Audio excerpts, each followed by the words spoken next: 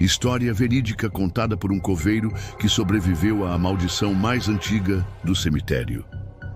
Capítulo 1. A primeira noite de plantão. Meu nome é Osvaldo. Sou coveiro há 34 anos. Já enterrei assassinos, santos, padres, hereges, suicidas. E uma vez, juro por tudo, enterrei um homem que não respirava, mas também não estava morto. Nada me assustava mais, até que fui transferido para um cemitério no interior de Minas. Chamava-se Campos da Redenção. Um nome bonito, mas os moradores da cidade o chamavam de outro jeito. O Quintal do Silêncio Maldito. Na minha primeira noite de plantão, recebi uma folha com avisos, como sempre. No topo, em letras maiúsculas, uma única regra: não chegue perto do túmulo 39, nunca. Capítulo 2. O número que não some. Na manhã seguinte, percorri o cemitério para conhecer o local. Era um campo amplo, antigo, com mais túmulos do que árvores. Tudo coberto por uma névoa constante, mesmo em pleno sol. Perto do centro do terreno, encontrei o famigerado túmulo 39. Mas algo estava errado. Ele havia sido removido. Não havia lápide, nem cova. Apenas terra remexida e um pequeno tótem de ferro retorcido com o número 39 cravado, como se alguém tivesse tentado arrancá-lo sem sucesso.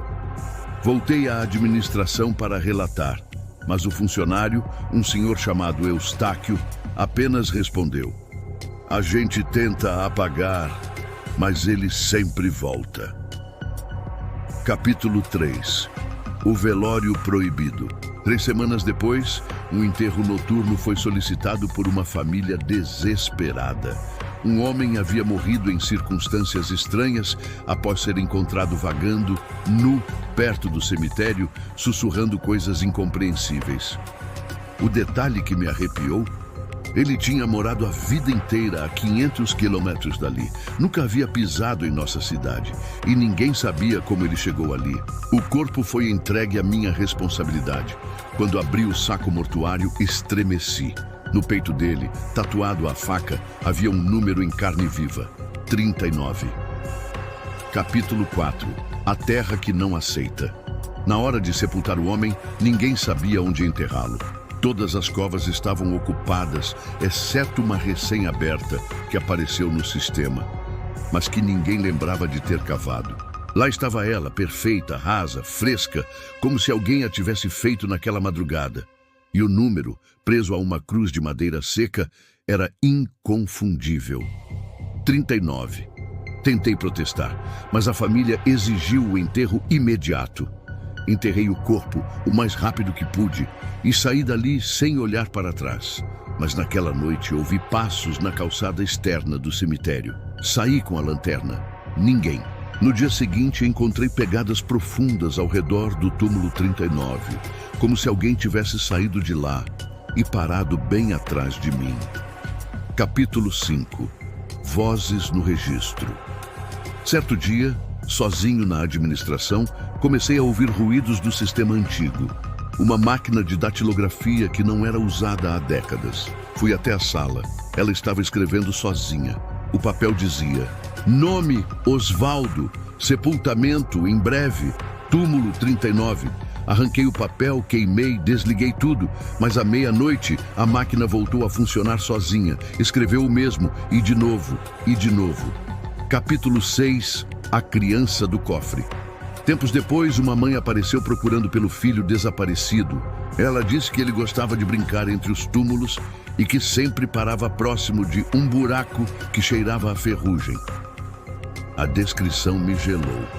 Levei-a até a parte antiga. Quando chegamos perto do local onde antes ficava o 39, o menino surgiu do nada. Estava pálido, coberto de poeira, mas sorria. A mãe correu para abraçá-lo, mas ele recuou. Apontou para mim e disse: o moço prometeu que ia me deixar no lugar dele. Fiquei sem reação. E antes que eu falasse algo, o menino desmaiou. Quando acordou, não se lembrava de mim, mas estava com uma chave nas mãos. Uma chave enferrujada, com o número 39 entalhado. Capítulo 7. O livro dos não-mortos. Procurei Eustáquio, o funcionário mais antigo. Ele me revelou algo que quase me fez largar tudo. O 39 não é um túmulo, é um portal, um tipo de passagem. Ele não aceita qualquer corpo, só aqueles marcados, aqueles que olharam demais, aqueles que ouviram o chamado. Me mostrou um livro antigo. Em suas páginas havia registros de pessoas enterradas no túmulo 39, cada uma em um século diferente. E o espaço entre os nomes era sempre o mesmo, 39 anos. O próximo estava em branco, mas a data ao lado era o ano atual, e o nome que começava a se formar era o meu. Capítulo 8. O grito de dentro. Desde então ouço coisas de dentro do chão. Gritos, risadas. Às vezes, o som de carne sendo rasgada. Às vezes, o sussurro de crianças me chamando para brincar. Uma noite, a terra do túmulo começou a se mexer. Um braço saiu dela e algo que parecia comigo tentou se levantar. Mas era cego e tinha a boca costurada com arame farpado. Corri. Não voltei por semanas. Mas hoje a terra está calma, quieta demais. E eu sei que o túmulo 39 está esperando. E desta vez, ele quer que eu cave. Talvez o número 39 apareça perto de você agora, no relógio, em um endereço, em uma placa. Se aparecer, não corra, porque ele já sabe quem você é. Inscreva-se e compartilhe, se quiser manter a terra sobre você do lado certo. Era sempre depois da meia-noite que o silêncio ganhava peso naquele cemitério esquecido. Meu nome é Elias, sou coveiro há mais de 20 anos. Já vi de tudo: enterros vazios, choros fingidos, velas que se apagavam sozinhas. Mas nada me preparou para a noite em que ele começou a sussurrar.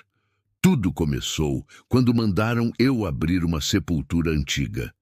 A lápide estava rachada, sem nome, só um número corroído pelo tempo. 214. Diziam que ninguém lembrava quem fora enterrado ali, mas eu sabia que certas covas deviam continuar fechadas. Na primeira pá de terra senti algo diferente. O ar ficou pesado, o vento gelado. E então eu ouvi uma voz baixa, grave, como se estivesse vindo debaixo dos meus pés. Elias, por que você voltou? Larguei a pá. Olhei ao redor. Nada. Só a névoa, o breu e os ciprestes balançando. Devagar. Devo estar ficando velho, pensei, mas o sussurro voltou. Mais claro, mais perto. Você me prometeu. Me prometeu que nunca abriria. Contra tudo que meu instinto gritava, continuei cavando. A terra estava solta demais, como se alguém ou algo de dentro também estivesse cavando para fora.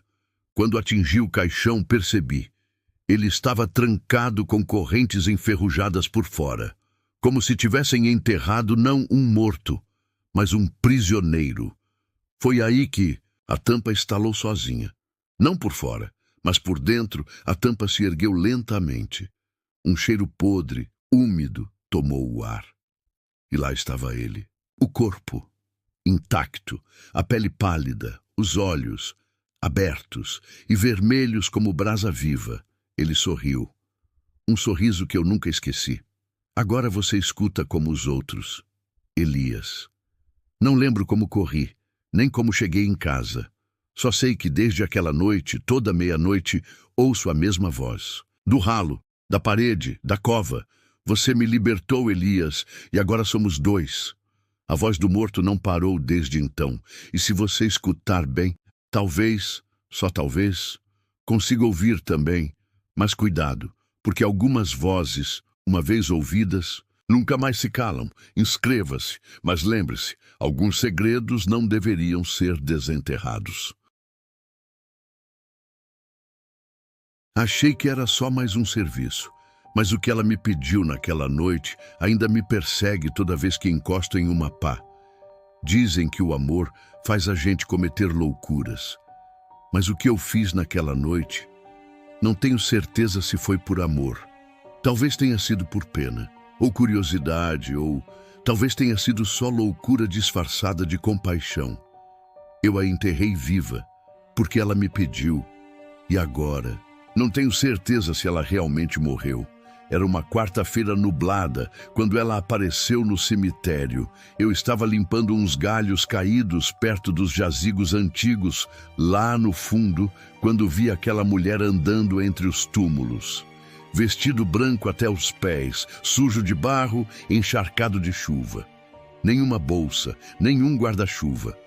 Andava como se já conhecesse aquele lugar há muito tempo. Parou a poucos metros de mim e perguntou: "O senhor é o coveiro?" Assenti com a cabeça, esperando que ela perguntasse sobre algum enterro ou se queria visitar algum túmulo. Mas ela disse: "Quero ser enterrada, hoje, viva." Achei que fosse brincadeira. Soltei um riso curto, sem graça. Mas ela não sorriu. Disse que o nome dela era Ângela. Não carregava celular, nem documentos, nem bolsa. Apenas um saco plástico com uma caixa de madeira dentro. Falou com a calma de quem repete algo ensaiado. "Já está tudo pronto. Tenho dinheiro. Escrevi uma carta. Só preciso que o senhor faça isso por mim." Perguntei o motivo. Ela respondeu: "Porque eu não pertenço mais a este mundo e não quero que ninguém me encontre depois." O tom dela não era desesperado, não era de alguém tentando fugir de dor. Era de quem tinha aceitado alguma coisa, algo que eu ainda não conseguia entender. Ela abriu a caixa e tirou um envelope grosso. Dentro, R$ 3.000 em notas antigas, uma certidão de óbito falsa preenchida à mão, uma carta batizada de Instruções para o Fim. Ela tinha planejado cada detalhe. Ângela me levou até o fundo do cemitério, próximo ao muro rachado, onde cresce um velho salgueiro. Havia um buraco já começado, não muito fundo, mas alinhado como quem sabia o que estava fazendo. Ela apontou: "É aqui. Só falta cavar mais um pouco."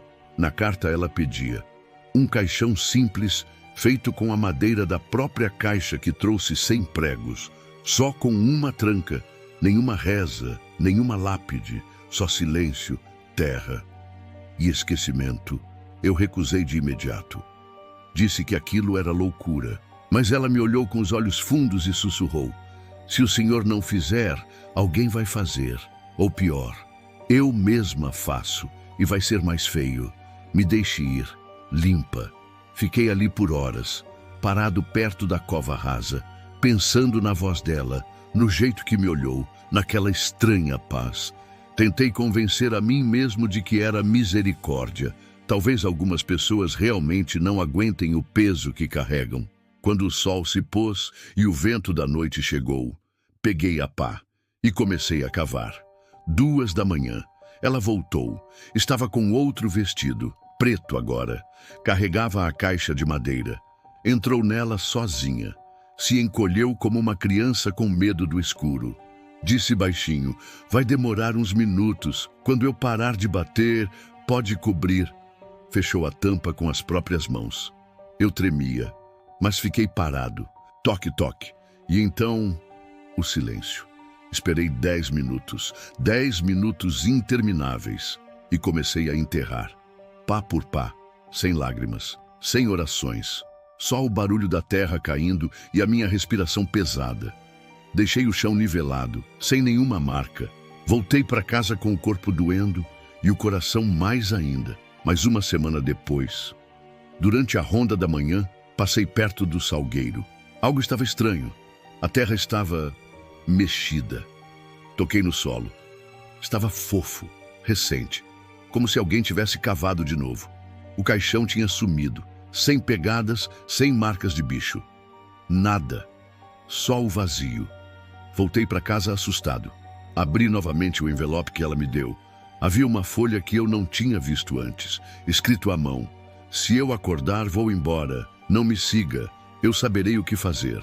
Mas se um dia me vir de novo, finja que nunca nos conhecemos." 2 meses depois, vi ela outra vez, na beira do cemitério, antes do amanhecer. Mesmo vestido branco, mesmo os olhos vazios. Estava parada ao lado de um túmulo recente, olhando fixamente para ele.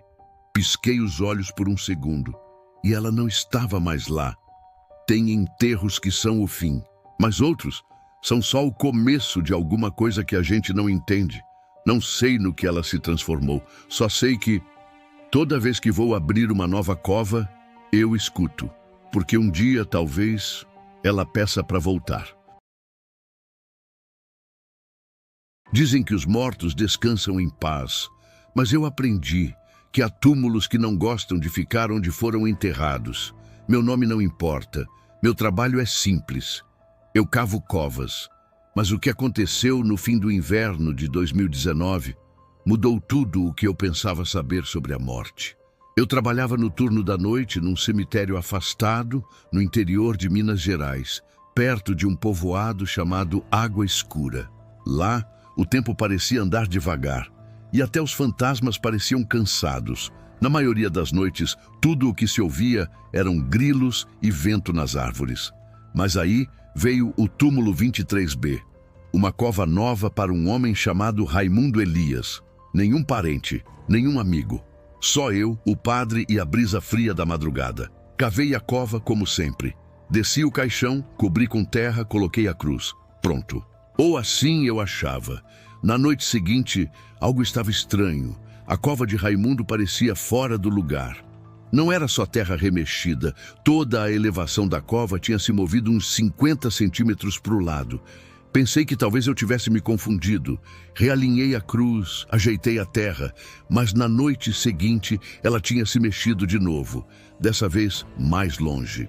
Comentei com o zelador. Ele deu risada, disse que era alma penada com labirintite. Não gostei da piada e fiz o que ninguém sensato faria. Instalei uma câmera com sensor de movimento escondida entre umas palmeiras baixas. Naquela noite, fiquei assistindo a transmissão no celular. Nada aconteceu até pouco depois das 3 da manhã. A terra não rachou, ninguém saiu do chão, mas o monte da cova inteira se arrastou devagar, quase 1 metro para o lado. Nenhuma pegada, nenhum bicho, só a terra, se deslocando sozinha, como se algo respirasse debaixo dela. Na manhã seguinte voltei antes do amanhecer. Sabia que não devia, mas cavei de novo. Raimundo Elias ainda estava lá, mas o caixão estava torcido, como se tivesse girado sozinho no subsolo. O rosto dele estava virado para a tampa, os olhos abertos, cheios de terra, e por dentro da tampa, arranhões profundos, como se ele tivesse tentado sair. Enterrei ele de novo, mas dessa vez mais fundo, e cobri o caixão com correntes presas ao concreto, do jeito que li num manual antigo de coveiros, uma edição de 1920 que o meu avô guardava às 7 chaves. Desde então, o túmulo 23B não se moveu mais. Mas de vez em quando o vento para e a noite pesa, eu juro que ouço terra sendo arrastada, como se alguém lá embaixo ainda estivesse tentando se acertar com a morte. Nem toda cova quer ficar onde foi cavada, e nem todo defunto aceita o lugar onde foi deixado. Esse foi só um dos relatos, um dos muitos que eu ainda carrego comigo. Relatos de coveiros, onde o silêncio da terra conta mais do que parece. Terça-feira, 3h13 da madrugada. Eu sou Silvio Marinho, coveiro há quase 22 anos. Conheci todos os tipos de histórias estranhas que rondam os cemitérios, vozes sem corpo, sombras que passam, túmulos que afundam sozinhos. Mas nada, absolutamente nada, me preparou para o que aconteceu no cemitério do bairro Serrano, em uma sequência de madrugadas que mudaram minha vida para sempre. Tudo começou com um som, um arrastar, como se alguém ou algo estivesse sendo puxado pelas pedras entre os túmulos. Um som pesado, lento, com pausas ritmadas, como se estivesse esperando. No começo pensei que fossem ratos ou algum morador de rua. Mas o problema é que esse som só aparecia às terças-feiras, sempre às 3h13 da madrugada. Nunca antes, nunca depois. E o mais estranho, só acontecia quando havia um coveiro novo de plantão. A primeira vez que notei isso foi quando um rapaz chamado Jefferson entrou. Jovem, forte, calado. Ninguém o conhecia direito, mas ele fazia o trabalho pesado com eficiência. Na sua terceira terça-feira, ele resolveu investigar o som. Nunca mais foi visto. Claro, ninguém comentou nada oficialmente. A polícia deu o caso como desaparecimento voluntário. Mas quem trabalha com a morte sabe reconhecer quando ela anda por perto. E o que aconteceu com Jefferson não foi normal. Pouco tempo depois, um novo funcionário foi contratado. Rafael, o mesmo padrão, jovem, recém-contratado, e de repente, sumiu. Justo numa terça-feira. Eu estava começando a perceber um padrão. Conversei com um antigo coveiro que já estava aposentado, um senhor chamado Geraldo. Quando mencionei a hora, 3h13 da madrugada, ele ficou pálido. Disse que essa era a hora quebrada, o momento em que o mundo dos mortos e dos vivos se entrelaçava por uma brecha, uma fenda, e que essa fenda, segundo ele, se abria somente naquele cemitério. Geraldo contou que, muitos anos atrás, havia acontecido um erro grave no local. Um corpo foi enterrado por engano em uma cova destinada a outro. O morto errado foi movido, sem cerimônia, e desde então, toda terça-feira, às 3h13, ele voltava para procurar sua cova original. A história parecia absurda, mas as coincidências eram muitas, e o que mais me incomodava era o arrastar, sempre o arrastar. Eu decidi fazer o que ninguém mais fez. Fiquei no cemitério, sozinho, numa terça-feira. Me tranquei na capela às 2h45 e fiquei esperando. Às 3h13 exatas, o som começou. Primeiro leve, como um sussurro. Depois, um arrastar forte, pesado, como se garras ou mãos empurrassem um corpo sem força entre os túmulos. Saí da capela e fui seguindo o som com uma lanterna fraca na mão. Meu coração parecia um tambor. Cada passo me levava mais fundo, para o setor mais antigo do cemitério, onde as lápides estavam cobertas de musgo e os nomes quase ilegíveis. E então eu vi. Não era uma pessoa, era algo. Tinha forma humana, mas não se movia como um corpo vivo. Suas articulações pareciam soltas, como um boneco quebrado. Arrastava-se sem levantar os joelhos, como se estivesse sendo puxado de dentro da terra por fios invisíveis. Eu gelei. Senti o cheiro de terra molhada, mas também de carne pútrida. A criatura parou diante de uma cova antiga, muito antiga. E então me olhou. Os olhos não tinham vida, mas me reconheceram. Naquela noite eu corri como nunca antes. Não contei nada a ninguém. Não que fosse acreditar. Mas desde então passei a evitar todas as terças. Nunca mais entrei ali nesse dia e ninguém mais desapareceu. Até agora.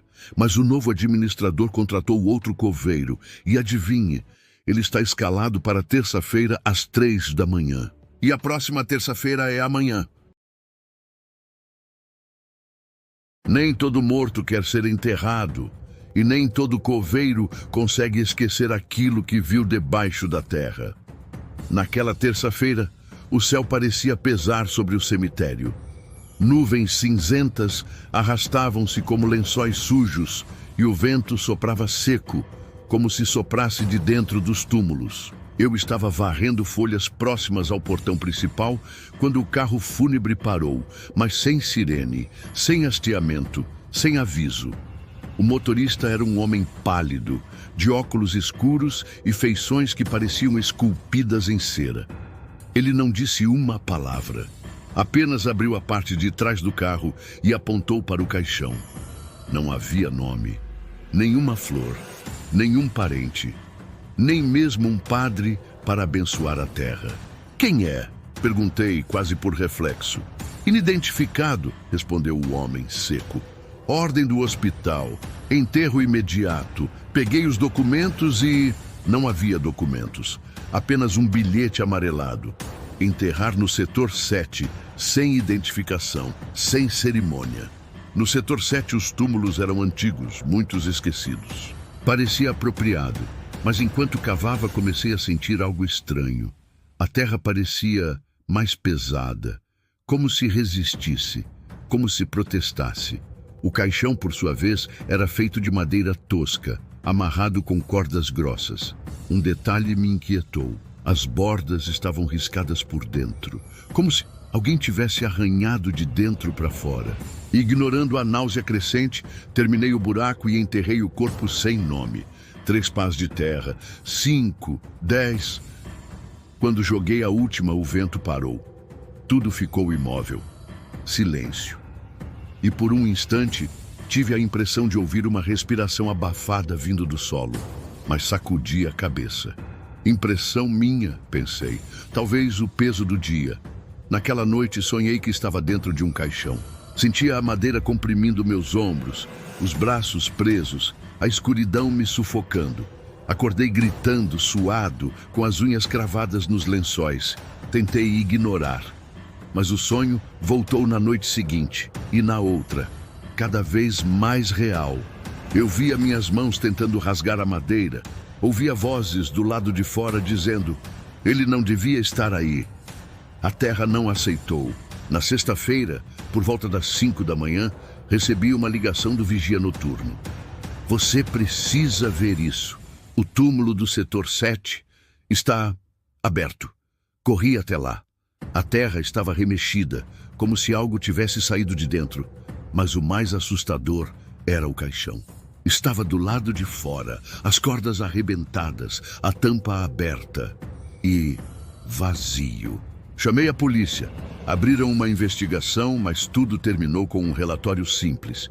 Provável vandalismo. Eu sabia que não era. As noites ficaram insuportáveis. Passei a dormir de luz acesa. Comecei a ouvir batidas na parede. Vozes atrás da porta do meu quarto. Uma noite, acordei com terra nas mãos. Outra, com as unhas sujas e quebradas, como se eu mesmo estivesse tentando sair de algum lugar. A psicóloga disse que era estresse, me receitou remédios, mas eles não impediam os sonhos. Pelo contrário, nos sonhos agora, eu via o homem do carro fúnebre. Ele olhava para mim e dizia: está na sua vez agora. Decidi voltar ao cemitério de madrugada.